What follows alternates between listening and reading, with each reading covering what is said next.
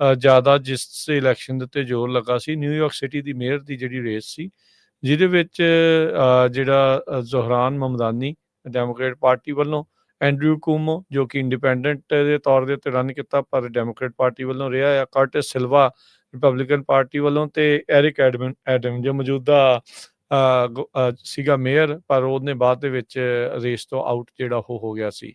Andrew ਕੁਮੋ ਨੂੰ ਜਿਹੜੀ ਆ ਉਹ ਸਪੋਰਟ ਮਿਲ ਗਈ ਸੀਗੀ ਟਰੰਪ ਹੁਣਾਂ ਦੀ। ਅਖੀਰਲੇ ਦਿਨ ਦੇ ਵਿੱਚ ਕਰਟਿਸ ਸਿਲਵਾ ਜਿਹੜਾ ਰਿਪਬਲਿਕਨ ਪਾਰਟੀ ਸੀ, ਉਹਨੂੰ ਰਿਪਬਲਿਕਨਸ ਨੇ ਵੀ ਜਿਹੜਾ ਉਹ ਸਾਥ ਨਹੀਂ ਦਿੱਤਾ, ਤੇ ਇੱਥੋਂ ਤੱਕ ਵੀ ਇੱਦਾਂ ਜਿਹੜੀਆਂ ਉਹ ਚੱਲੀਆਂ ਵੀ ਅਸਲੀ ਜਿਹੜੇ ਵੋਟ ਆ ਕਰਟਿਸ ਨੂੰ ਵੋਟ ਜਿਹੜੀ ਆ ਉਹ ਮਮਦਾਨੀ ਦੀ ਵੋਟ ਹੈਗੀ ਆ। ਪਰ ਜਿਹੜਾ ਮਮਦਾਨੀ ਆ 50.4% ਵੋਟਾਂ ਲੈ ਕੇ 1,36,000 ਤੇ 51 ਵੋਟਾਂ ਲੈ ਕੇ ਜਿਹੜੀ ਉਸ ਦੀ ਜਿੱਤ ਪ੍ਰਾਪਤ ਕੀਤੀ। ਐਂਡਰਿਊ ਕੁਮੋ ਜਿਹੜੇ ਉਹ ਦੂਜੇ ਨੰਬਰ ਦੇ ਉੱਤੇ ਰਹੇ 8,54,995 ਵੋਟਾਂ ਦੇ ਜਿਹੜੇ ਉਹ ਤੇ ਅਜੇ 91% ਵੋਟਾਂ ਕਾਊਂਟ ਹੋਈਆਂ, ਸੋ ਇਹ ਆંકੜੇ ਜਿਹੜੇ ਬਦਲ ਜਾਣੇ, ਪਰ ਉਹ ਜਿੱਤ ਗਿਆ। ਉਹਨੇ ਆਪਣੀ ਜਿਹੜੀ ਸਪੀਚ ਵੀ ਕੱਲ ਦਿੱਤੀ ਤੇ ਬੜੇ ਜੋਸ਼ ਖਰੋਸ਼ ਦੇ ਨਾਲ ਤੇ ਬੜੀ ਉੱਚੀ ਇੱਕ ਹਿਸਾਬ ਦੇ ਨਾਲ ਵੋਲਿਊਮ ਕਰਕੇ ਜਿਹੜਾ ਆ ਉਹ ਬੋਲਿਆ, ਤੇ ਡੋਨਲਡ ਟਰੰਪ ਨੂੰ ਉਹਨੇ ਨਾਲ ਇਹ ਕਿਹਾ ਵੀ ਟਰਨ ਅਪ ਦਾ ਵੋਲਿਊਮ, ਵੀ ਤੈਨੂੰ ਮੈਂ ਇਹ ਗੱਲਾਂ ਜਿਹੜੀਆਂ ਉਹ ਸੁਣਾਉਣ ਲੱਗਾ ਹੈਗਾ ਆ। ਸੋ ਦੁਨੀਆ ਦੀ ਫਾਈਨੈਂਸ਼ੀਅਲ ਕੈਪੀਟਲ ਮੰਨੀ ਜਾਂਦੀ ਜਿਹੜੀ ਨਿਊਯਾਰਕ ਸਿਟੀ, ਉੱਥੇ ਦਾ ਜਿਹੜਾ ਪਹਿਲੀ ਵਾਰ ਇੱਕ ਜਿਹੜਾ ਆ ਮੁਸਲਿਮ ਜਿਹੜਾ ਬਣਿਆ ਆ ਉੱਥੇ ਮੇਅਰ। ਇਹ ਵੀ ਜਿਹੜਾ ਦੱਸ ਜਾਈਏ ਵੀ ਇਹਦੀ ਜਿਹੜੇ ਪੰਜਾਬੀ ਦੇ ਨਾਲ ਵੀ ਲਿੰਕ ਜਿਹੜਾ ਉਹ ਹੈਗਾ ਆ।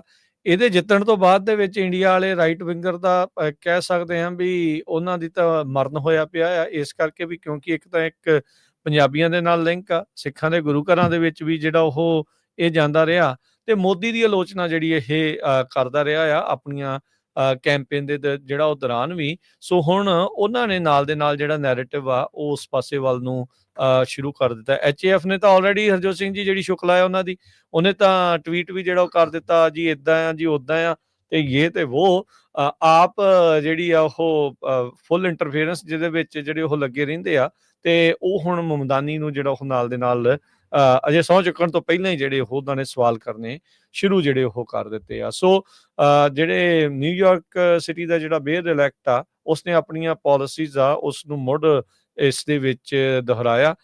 ਟਰੰਪ ਹੁਣਾਂ ਨੇ ਇਸ ਤੇ ਭਾਸ਼ਣ ਦਿੰਦੇ ਹੋਏ ਜਿਹੜਾ ਉਹ ਜਿਹੜਾ ਸੋਸ਼ਲ ਮੀਡੀਆ ਦੇ ਉੱਤੇ ਪੋਸਟ ਕੀਤਾ, ਸੋ ਇਟ ਬਿਗਿਨਸ।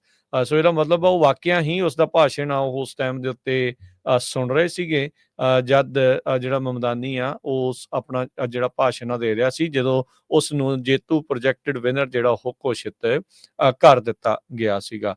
ਸੋ ਕੁਛ ਕੁ ਮਹੀਨੇ ਜਿਹੜੇ ਆ ਹਰਜੋਤ ਸਿੰਘ ਜੀ, 1-2 ਮਹੀਨਿਆਂ ਦੇ ਵਿੱਚ ਇਵੈਂਚੁਅਲੀ ਇਸਨੇ ਸਹੁੰ ਚੱਕ ਲੈਣੀ ਆ।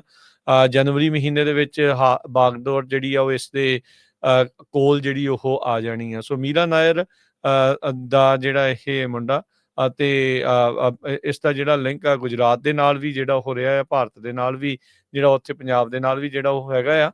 ਸੋ ਉਹ ਉਸਦੀ ਉੱਥੇ ਵੱਡੀ ਜਿਹੜੀ ਉਹ ਜਿੱਤ ਜਿਹੜੀ ਹੋਈ ਹੈਗੀ ਆ। ਤੇ ਹਰਜੋਤ ਸਿੰਘ ਜੀ ਇਸ ਤੋਂ ਇਲਾਵਾ ਜਿਹੜੀਆਂ 2 ਹੋਰ ਅਹਿਮ ਇਲੈਕਸ਼ਨਾਂ ਦੇ ਵਿੱਚ ਜਿਹੜੀ ਵਰਜੀਨੀਆ ਦੀ ਗਵਰਨਰ ਤੇ ਲੈਫਟੀਨੈਂਟ ਗਵਰਨਰ ਦੀ, ਇੱਥੋਂ ਤੱਕ ਕਿ ਅਟਾਰਨੀ ਜਨਰਲ ਦੀਆਂ ਜਿਹੜੀਆਂ ਰੇਸਾਂ ਆ, ਉਹਨਾਂ ਦੇ ਵਿੱਚ ਵੀ ਡੈਮੋਕ੍ਰੇਟਾਂ ਨੇ ਜਿਹੜੀ ਉਹ ਬਾਜੀ ਜਿਹੜੀ ਉਹ ਮਾਰ ਲਈ ਆ। ਨਿਊ ਜਰਸੀ ਦੀ ਜਿਹੜੀ ਗਵਰਨਰ ਦੀ ਰੇਸ ਆ, ਗਵਰਨਟੋਰੀਅਲ ਇਲੈਕਸ਼ਨ ਸੀਗੀ, ਉਹਦੇ ਵਿੱਚ ਵੀ ਜਿਹੜੇ ਡੈਮੋਕ੍ਰੇਟ ਆ ਉਹਨਾਂ ਨੇ ਜਿੱਤ ਹਾਸਲ ਕੀਤੀ ਆ। ਸੋ ਕੀ ਇਹ ਵਾਕਿਆ ਹੀ ਰੈਫਰੈਂਡਮ ਆ? ਟਰੰਪ ਹੁਣਾਂ ਦੇ ਜਿਹੜੇ ਇਸ ਨਵੇਂ ਪ੍ਰਸ਼ਾਸਨ, ਦੂਜੀ ਵਾਰ ਦੇ ਜਿਹੜੇ ਪ੍ਰਸ਼ਾਸਨ ਆ, ਉਹਨਾਂ ਦੀਆਂ ਪਾਲਿਸੀਜ਼ ਨੂੰ ਜਿਹੜਾ ਉਹ ਲੈ ਕੇ, ਜਾਂ ਇਹ ਵਨ ਆਫ ਇੱਕ ਫਲੂਕ ਜਿਹੜਾ ਆ ਉਸ ਦੇ ਵਿੱਚ ਜਿਹੜਾ ਹੋ ਰਿਹਾ ਆ? ਪਰ ਇਹ ਆ ਵੀ ਆਮ ਲੋਕ ਬਹੁਤ ਸਾਰੀਆਂ ਚੀਜ਼ਾਂ ਤੋਂ ਪ੍ਰਭਾਵਿਤ ਜਿਹੜੇ ਉਹ ਹੋਏ ਆ।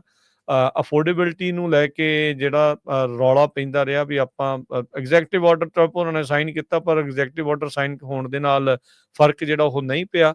ਮਹਿੰਗਾਈ ਉੱਦਾਂ ਦੀ ਉੱਦਾਂ ਹੀ ਲੋਕਾਂ ਦਾ ਲੱਕ ਤੋੜਦੀ ਰਹੀ, ਤੇ ਉਹ ਵੀ ਇੱਕ ਵੱਡਾ ਜਿਹੜਾ ਉਹ ਕਾਰਨ ਰਿਹਾ।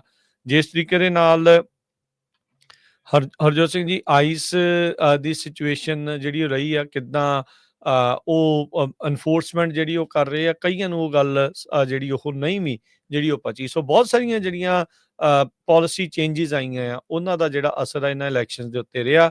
ਗਵਰਨਮੈਂਟ ਸ਼ਟਡਾਊਨ ਨੂੰ ਉਹ ਖੁਦ ਮੰਨੇ ਰਾਸ਼ਟਰਪਤੀ ਟਰੰਪ, ਉਹਨਾਂ ਨੇ ਕਿਹਾ ਵੀ ਜਿਹੜੇ ਗਵਰਨਮੈਂਟ ਸ਼ਟਡਾਊਨ ਚੱਲ ਰਹੀ ਆ ਉਸ ਦਾ ਇਲੈਕਸ਼ਨਸ ਦੇ ਉੱਤੇ ਅਸਰ ਜਿਹੜਾ ਉਹ ਪਿਆ ਆ, ਤੇ ਰਿਪਬਲਿਕਨਸ ਇਸ ਦੇ ਕਰਕੇ ਜਿਹੜੇ ਉਹ ਹਰਟ ਜ਼ਰੂਰ ਹੋਏ ਹੈਗੇ ਆ। ਸੋ ਇਸ ਟਾਈਮ ਇੱਕ ਬਦਲਾਅ ਜਿਹੜਾ ਆ ਹਰਜੋਤ ਸਿੰਘ ਜੀ, ਇਹ ਸਾਹਮਣੇ ਦੇਖਣ ਨੂੰ ਮਿਲਿਆ। ਇਹ ਜਿਹੜੀਆਂ ਇਲੈਕਸ਼ਨਸ ਹੋਈਆਂ ਆ, ਵਿਚਾਲੇ ਜੇ ਜਿਹੜੀਆਂ ਇਲੈਕਸ਼ਨਸ ਆਈਆਂ, ਪਰ ਅਗਲੇ ਸਾਲ ਮਿਡ ਟਰਮ ਇਲੈਕਸ਼ਨਸ ਦੇ ਵਿੱਚ ਜ਼ੋਰ ਜਿਹੜਾ ਉਹ ਜ਼ਿਆਦਾ ਲੱਗਣਾ ਆ।